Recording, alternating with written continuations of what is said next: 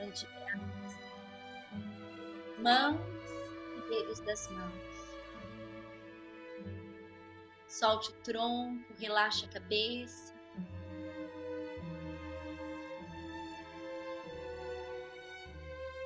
Abençoado seja essa noite. Porque abençoado é todos os encontros.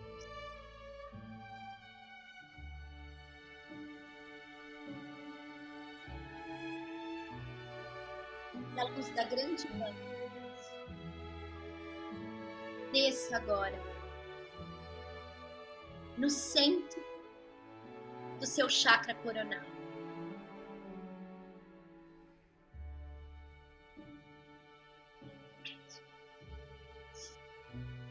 Como um pilar de luz.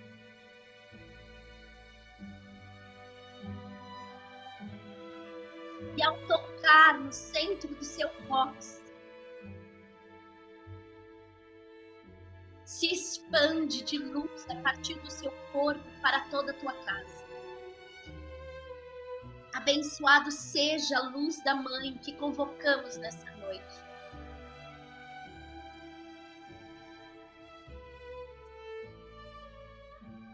Solte completamente o teu corpo. Reacende a força dessa maestria com o princípio da totalidade. A natureza fundamental da sua mente é pura. Deixa a luz descer. Dentro de você existe a fonte inexaurível de amor, sabedoria e poder. Deixe com que a luz toque a sua própria luz. O propósito da sua prática espiritual vai revelar o contato com a tua fonte.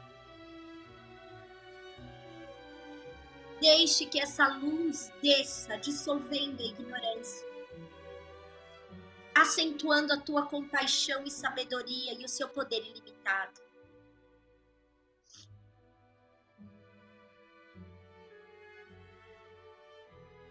Deixe que essa fonte de luz adentre e limpe a sua mente. Renove as suas emoções. Libere todos os obstáculos para que você reconheça a interconexão de tudo.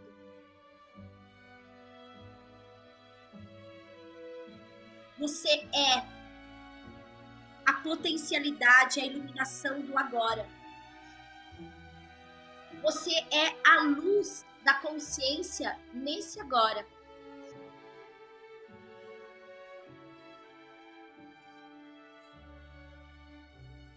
Ao descer esse pilar de luz sobre você,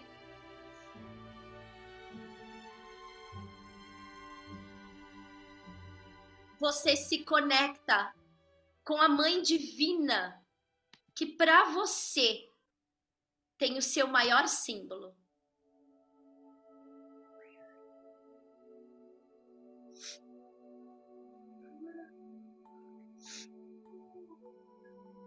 Ó grande Mãe, fonte de toda a vida, luz da eternidade.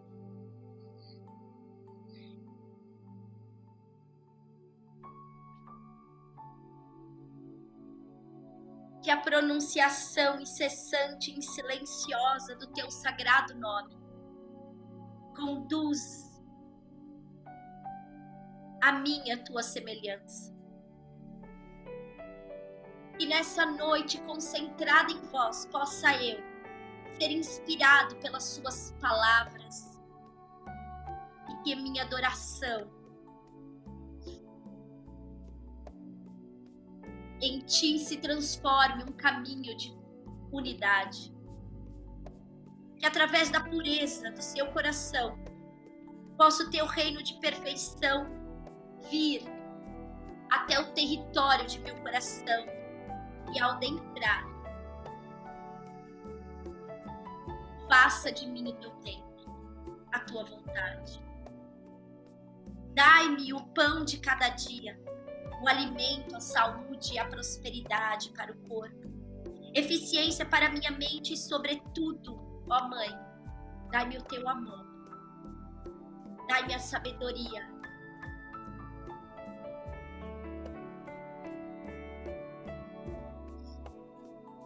Não me abandone no abismo do esquecimento que às vezes me coloco diante da correria do meu dia a dia.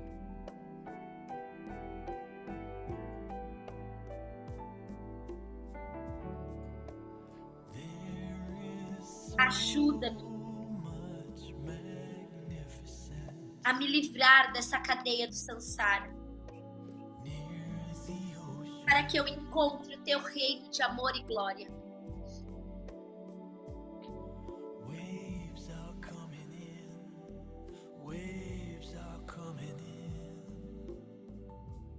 Visualize nesse instante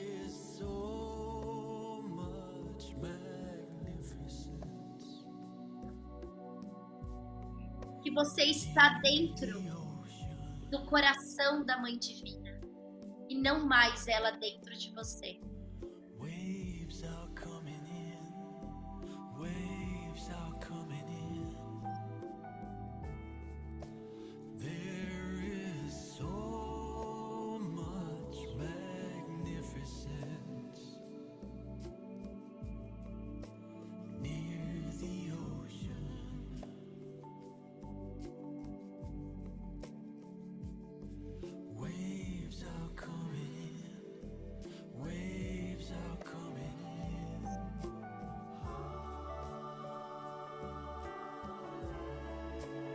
E quais são as bênçãos de estar no coração da Mãe,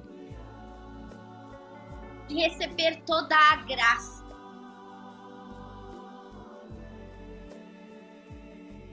É nesse lugar que você desiste da sensação de ter qualquer direito da vida. Nesse lugar, tudo é uma dádiva. Você não quer nada, mas você recebe tudo.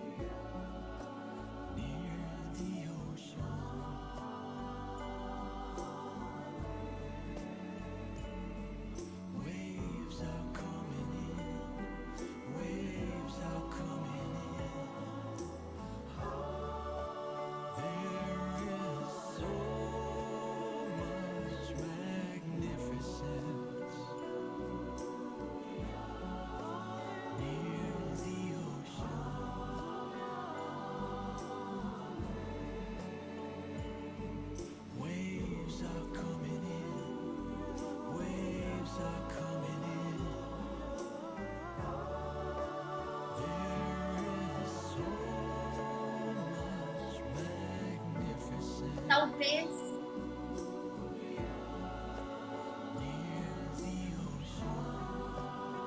você se sinta vulnerável diante dessa imensidão.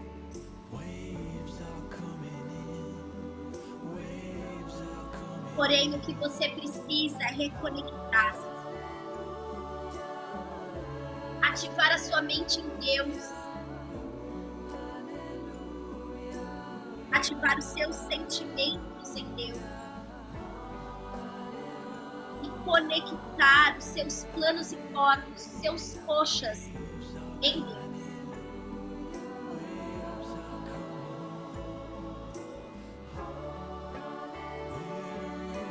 É no coração da Mãe que você desiste do orgulho, que você desiste do futuro, que você desiste do passado.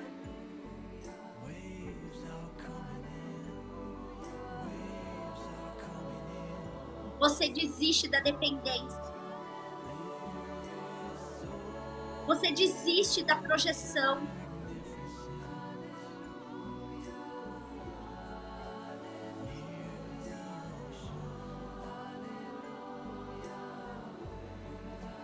E quando você desiste disso,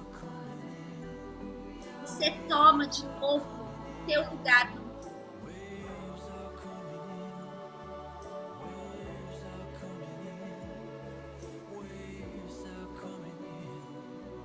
você entende que a escolha da mãe, ela é sua. A escolha da mãe divina é sempre por você. E isso só pode acontecer quando você desistir.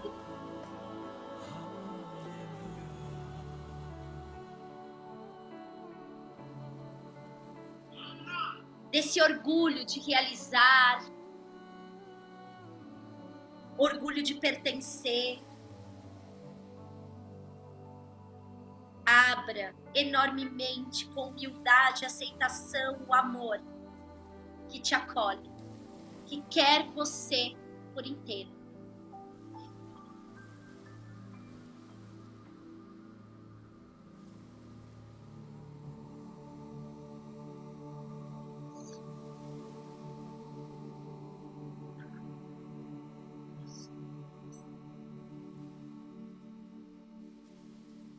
Encontre esse estado de deleite,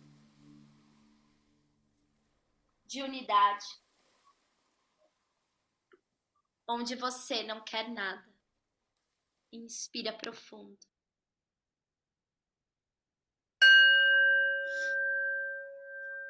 Solta o ar.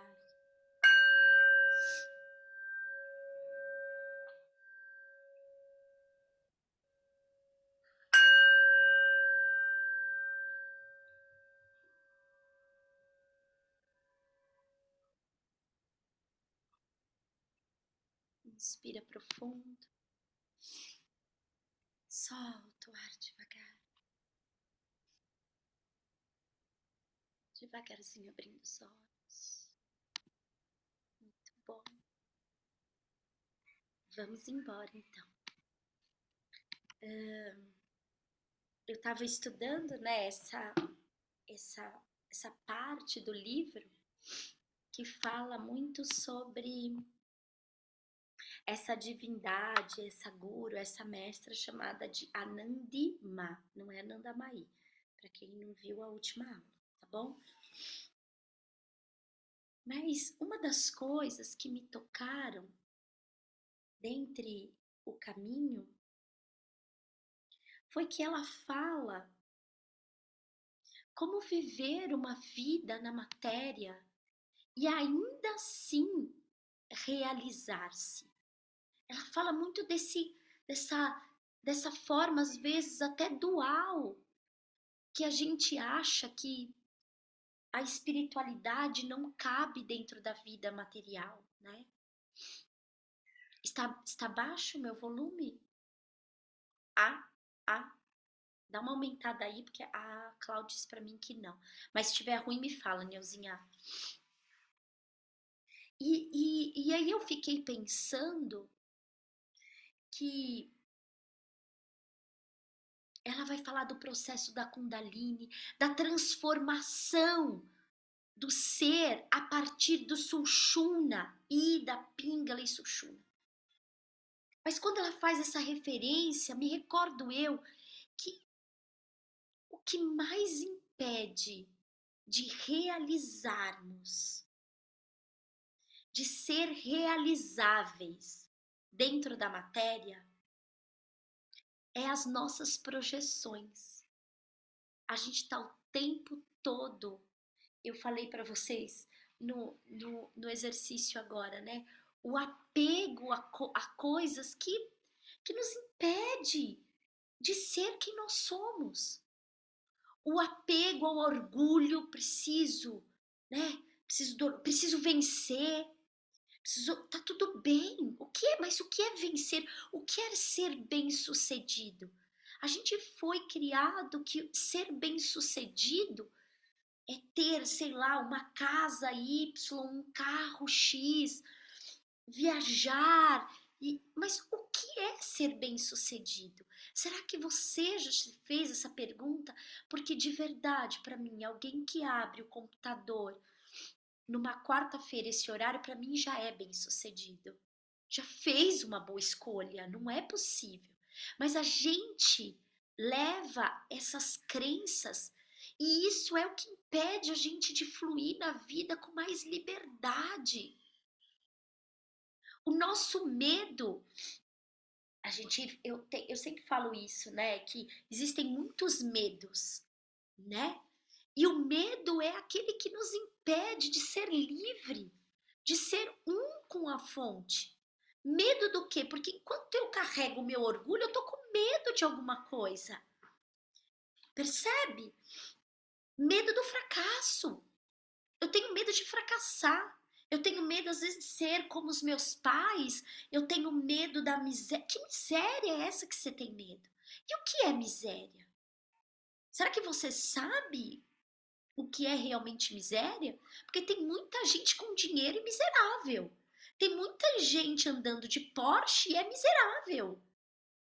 Mas quais são os valores aí que você foi criado e que você toma isso como verdade absoluta? Porque não há possibilidade de acender a Kundalini se eu ainda me pego nesses conceitos capitalistas, né? Então, a gente quer ganhar dinheiro a qualquer custo. E dinheiro é bom. A gente vai num templo da Índia, ele é próspero. Mas não é a qualquer custo. Pelo menos o que eu frequento não é. Deve ter alguém aí que a qualquer custo tira dinheiro dos outros. Percebe? Coloca aí, se você tiver um caderno. Importante eu compreender que eu vou falhar. E quando eu falhar, como eu vou reagir?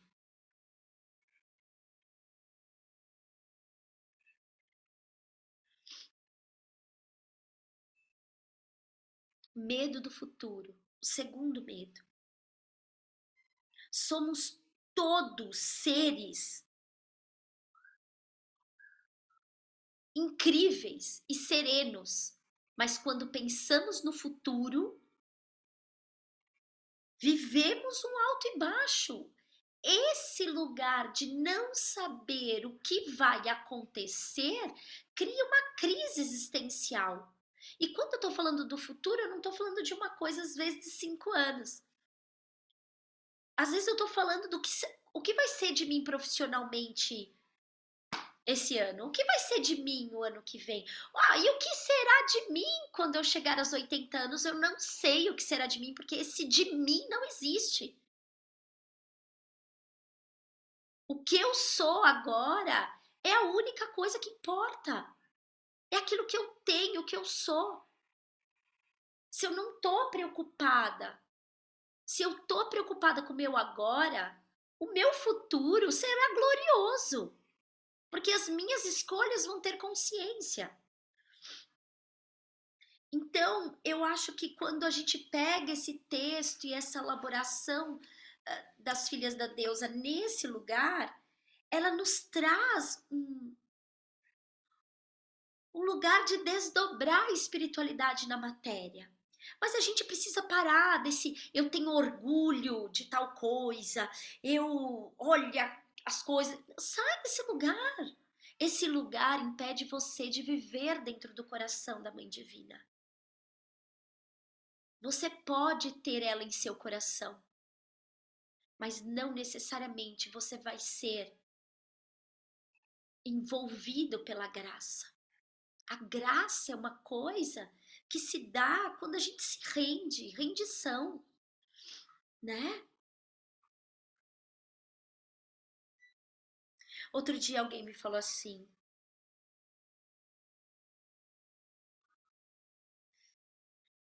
eu disse, alguma conversa com as minhas amigas, fulano disse, eu sinto orgulho do meu filho. Opa, pera, da onde é esse orgulho?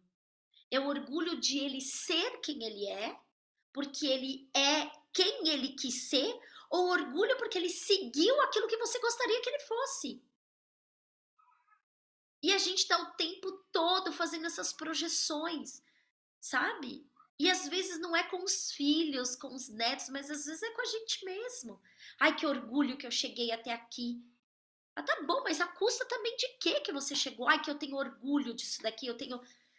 Não!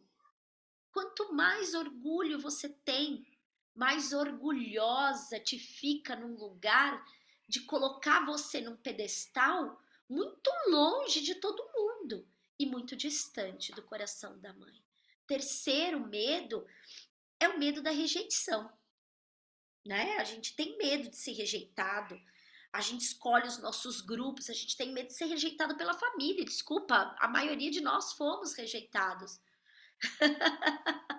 pela família, senão acho que nós não estávamos aqui na espiritualidade. Mas por que eu brinco com isso, que a gente foi rejeitado? Porque é difícil ser o esquisito da família. É difícil romper, sair daquele contexto tradicional, papai, mamãe, que disseram que era bom. Então, o medo da rejeição, ela tá ligada à nossa infância. O medo da rejeição tá nessa crença que é importante a gente fazer uma investigação. A gente foi rejeitado e a gente tem medo de ser rejeitado. A Bruna tá dizendo, é bem difícil de ser o diferente. Eu entendo, Bru, eu também sou. O que a gente tem que passar a entender é que nós não seremos aceitos. Eu não quero ser aceita.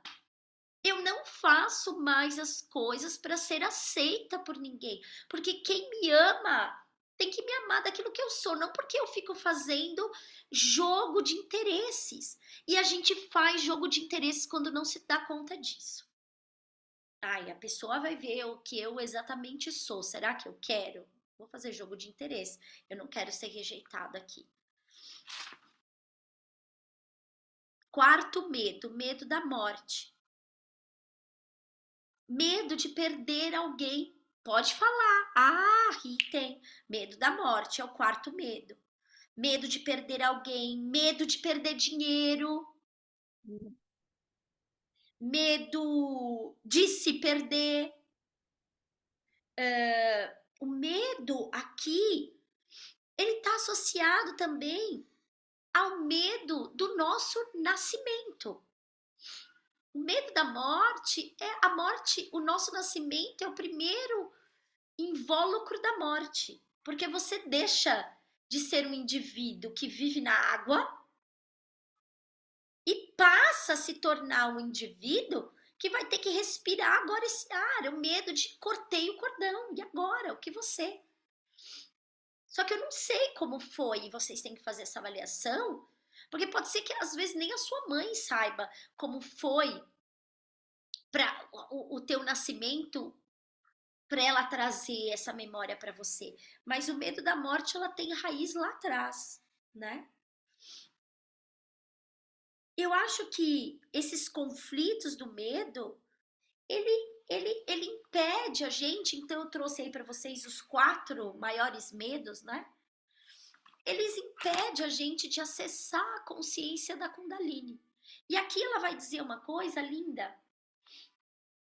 A Kundalini é a parte da alma que surge primeiro. Nós falamos isso na última aula, né, Clau? E eu acho que nós trouxemos isso na última aula. A Kundalini, ela chega primeiro. O que é isso? O que está representando? Que antes da alma nascer, a consciência da vida, Mesmer fala muito isso, porque Mesmer foi um médico psiquiatra que falava muito sobre o fluxo do universo.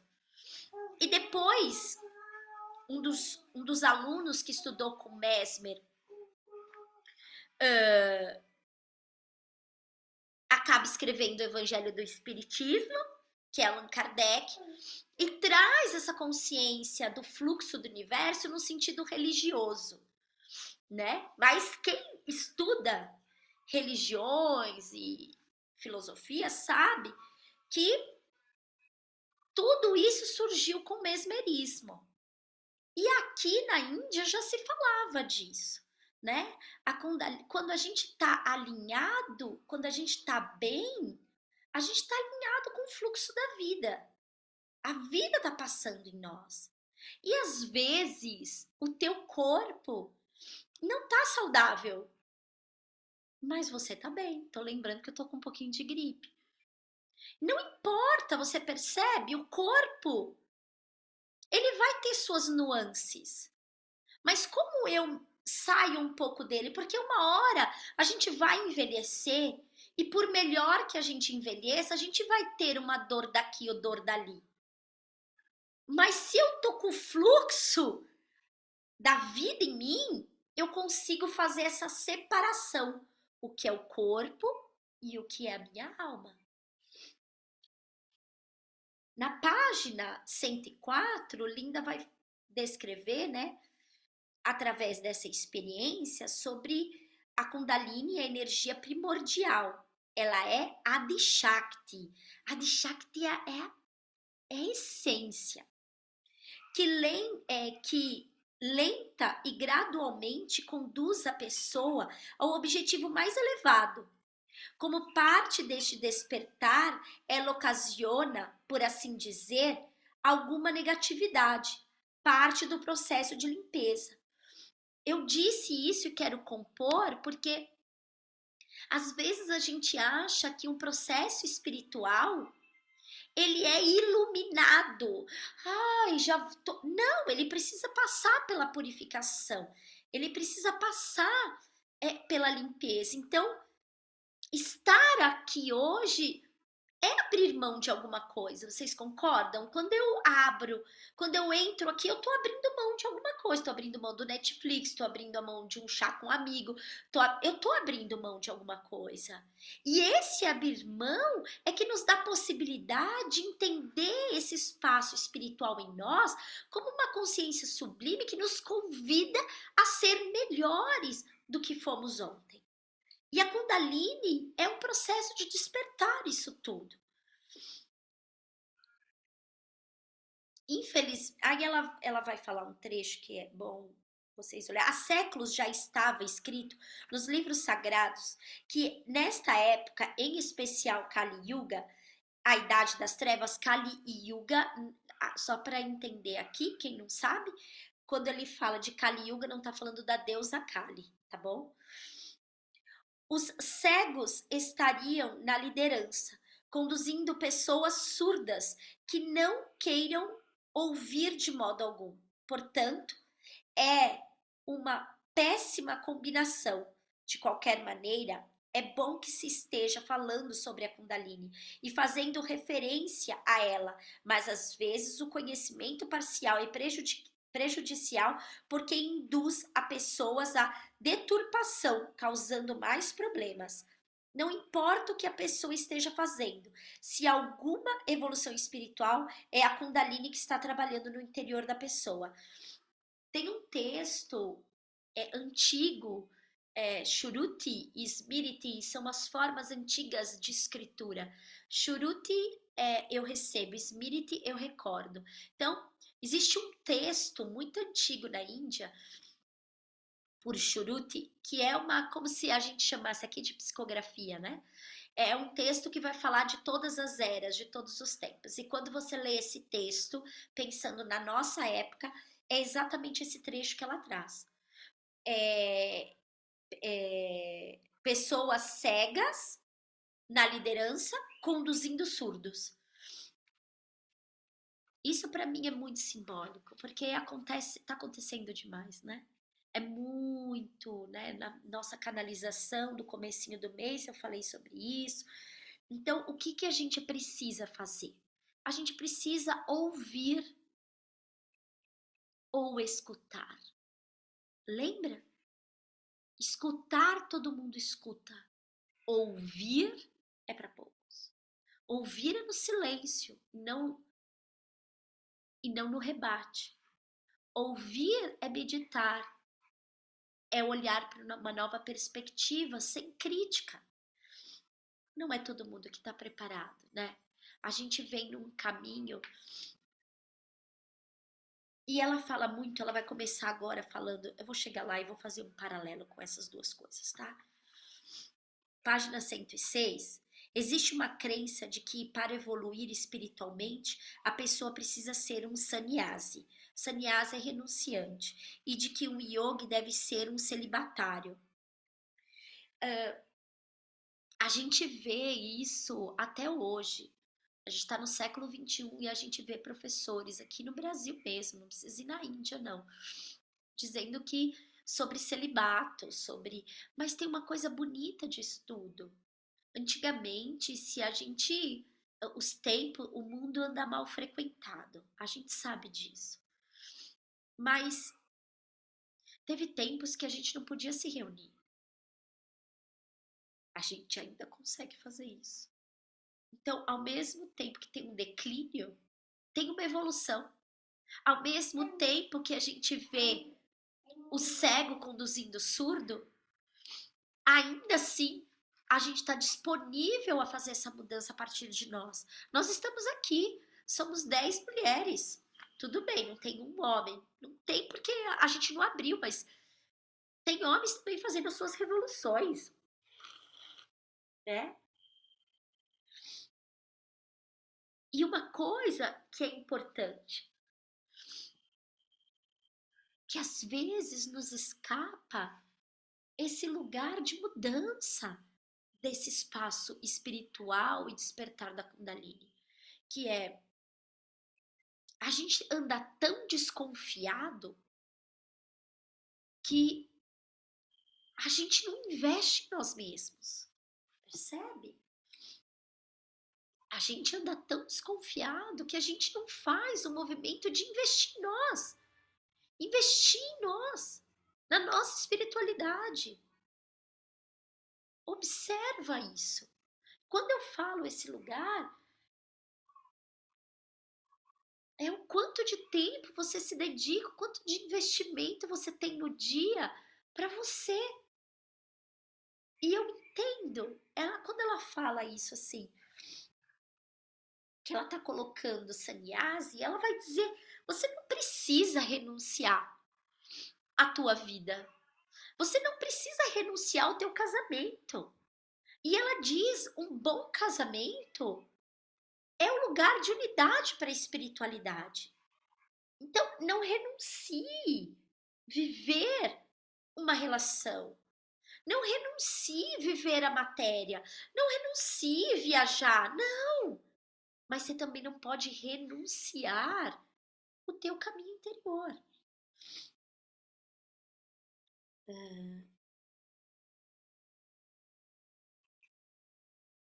Aí ela vai na página 107, peguei essa frase que eu gostei muito.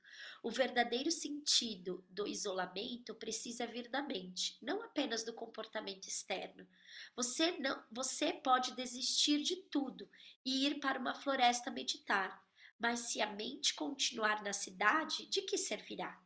Se você viver com comedimento moral, pode participar do mundo e também evoluir espiritualmente. Permaneça no mundo, mantenha o equilíbrio. Não é viver no monastério. É fácil. Ah, Luciana, não é fácil não. Desculpa, é sim. Quer viver no monastério para meditar? Muito fácil meditar no monastério. Eu quero ver meditar aqui. É fácil estar lá. Tem as suas nuances. Quem já viveu no monastério sabe o que é. Eu já passei um tempo, sei o que é. É difícil. Fala, Clau. Inclusive, para ela era o contrário, era difícil ela viver a vida humana. E aí o guru dela tinha que baixar a bola, fazer ela ser menos espiritual, viver a vida humana, fez ela se casar para ela viver a vida humana, para ela entender, né? Achei muito interessante essa parte, Perfeito. Tem aquele né? livro Porque é o equilíbrio, é o que você acabou de falar, é o equilíbrio, né? É. E se a gente tem medo de, né? Eu tenho medo de fazer isso e perder aquilo. Vamos pensar nos medos, vamos costurar, né? Vamos fazer a costura lá. Eu adoro fazer retalho, então vamos fazer a costura lá. Se eu tenho medo, se a minha vida é baseada nesses 4 medos, que são os primeiros 4 medos, eu nunca vou me entregar profundamente, porque é isso. Ela confiou e se entregou. Percebe? Ela confiou no seu mestre e ela se entregou. Tem um documentário muito interessante, agora que eu tô lembrando que ele faz assim. É um documentário de um psiquiatra com um ator famoso e ele tem uma hora no documentário que ele tá escrevendo, ele vai falando, vai anotando e ele faz um esqueminha no papel. E ele faz assim, ó. Vem comigo que você vai ganhar. Segue isso aqui, vem comigo que você vai ganhar. Eu acho isso lindo, porque os médicos psiquiatras não fazem isso, mas por que eu acho lindo? Porque às vezes a gente não sabe o que fazer e para onde ir. Às vezes você precisa de alguém dizer, faz isso aqui que isso aqui vai dar certo. Tem momentos da nossa vida que a gente bate num lugar que a gente não sabe como sair. A gente precisa ter alguém para dizer, quando eu chegar nesse entrave, vai para esse caminho que vai dar certo. Faz esse esquema, daqui para ali, dali para cá, pronto, é isso aqui, leva esse papelzinho. Vai fazer isso que vai dar certo. Né? Você não tem que ficar refém disso, mas você tem que abrir espaço para isso. Porque senão o medo vai te pegar. Aí eu tenho orgulho, o medo. E aí, o maior medo, o medo da entrega para mim, que é o que eu acho muito difícil. A gente tem um medo de se entregar, um medo de aprofundar, um medo de se realizar, um medo de despertar. Precisamos evoluir como seres. Não dá mais para viver mediano, já tenho falado disso, né? Eu quero terminar esse capítulo.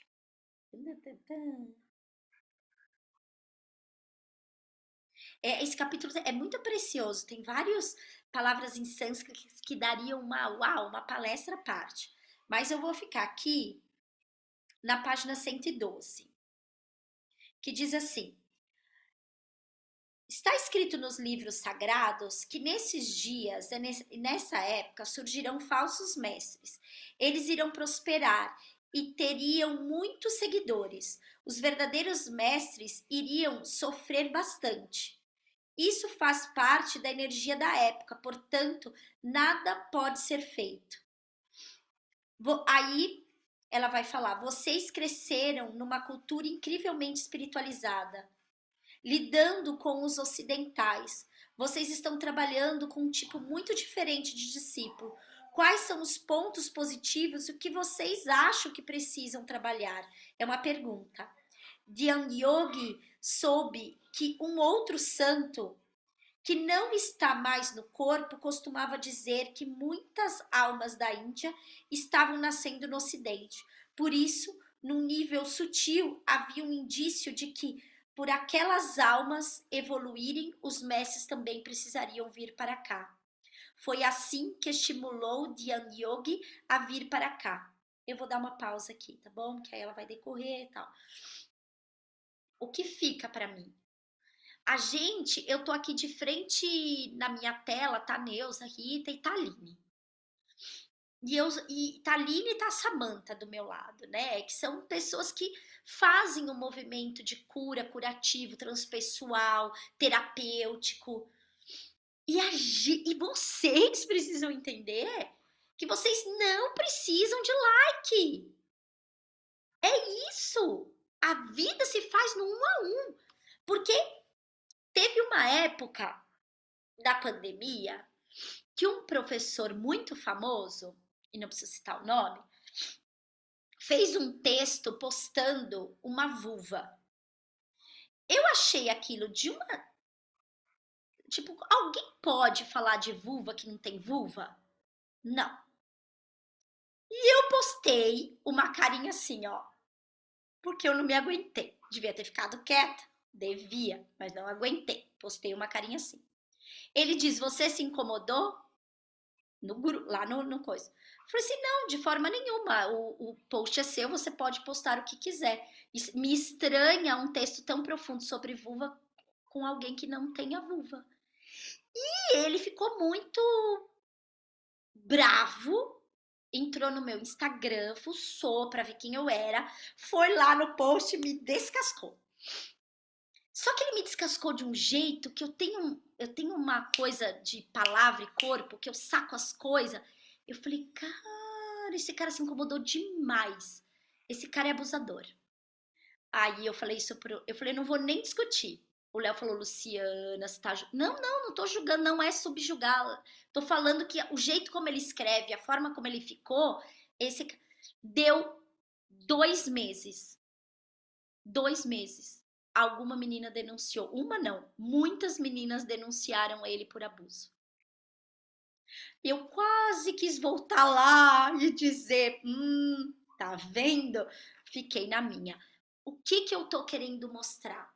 Que nesse texto antigo, psicografado, Churute, diz: muitos daqueles que serão mestres, que dirão ser mestre, terão uma legião de cegos atrás deles. Aqueles que andam com poucos são aqueles que você deverá abrir ouvidos para ouvir. Tô me lembrando de Jesus, que só tinha lá seus pequenos discípulos. Percebe? E que deixou história. Então, cuidado com isso. Vocês precisam estar. Continue o seu legado. Não desistam. Porque não é sobre quantidade, mas a qualidade do qual você coloca ali. Ah, que bom, Érica. Que bom, irmã. Porque não é sobre isso. A Érica tá aqui também. A Érica faz um trabalho riquíssimo. E eu tenho falado isso para todos vocês. Apoiem essas mulheres. Apoiem essas mulheres que fazem silenciosamente trabalhos de formiguinhas. Porque elas são as verdadeiras mestras. A elas a gente tem que reverenciar, sabe?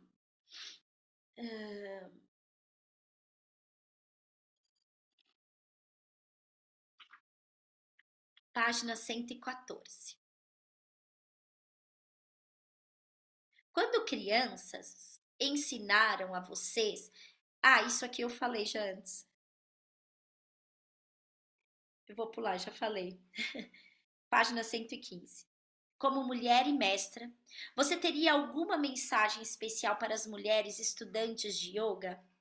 Nós, mulheres, devemos nos concentrar na evolução espiritual e ser de fato mães para a sociedade. As mulheres possuem uma energia que precisa ser reconhecida e utilizada para o bem-estar do mundo. Elas devem começar pela família, tornando-a feliz e pacífica, e de modo gradual ir trabalhando para que toda a nação seja feliz e pacífica. Se elas realmente reconhecerem a si próprias como mães, então poderão dar amor puro e incondicional para qualquer pessoa. Hoje, definitivamente, é isso que o mundo precisa.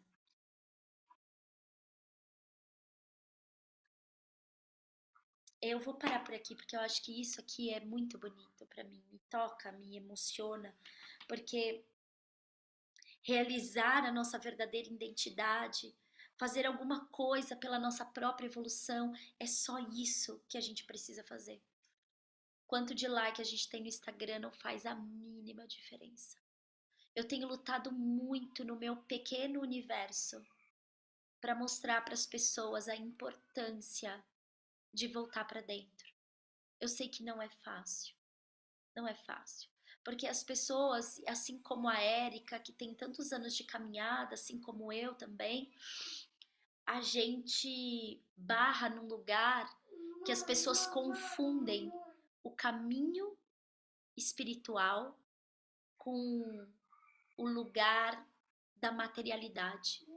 E é difícil fazer ajustar e entender que o benefício é seu, o propósito é meu, mas o benefício é seu.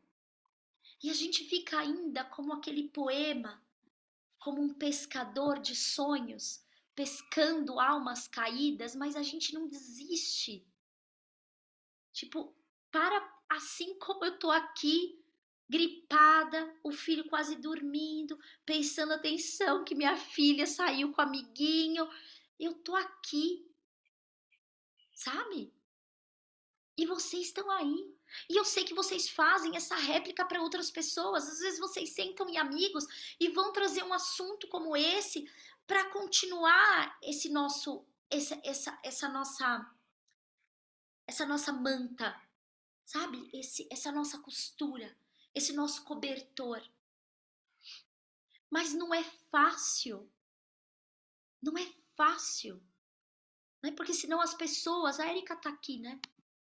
Pode dizer mais isso, porque eu acho que a Érica tá muito mais, faz muito movimentos para fora, mais do que eu hoje faço, mas sabe o que não é fácil fazer as pessoas enxergarem que o nosso trabalho, ele até é remunerado, mas acima disso tá em pescar você para você viver melhor. Não é sobre eu faturar, é sobre você viver melhor. Então, quando a gente faz um retiro, quando a gente faz um encontro, quando a gente convoca, lógico, é o nosso trabalho. Mas não é sobre quanto a gente vai ganhar, é sobre como eu consegui pescar aquela alma hoje. Se é que eu consegui, se ela que ela permitiu, para que eu ensinasse depois ela não cair no poço fundo da ilusão e viver em si mesma. Esse é o nosso legado.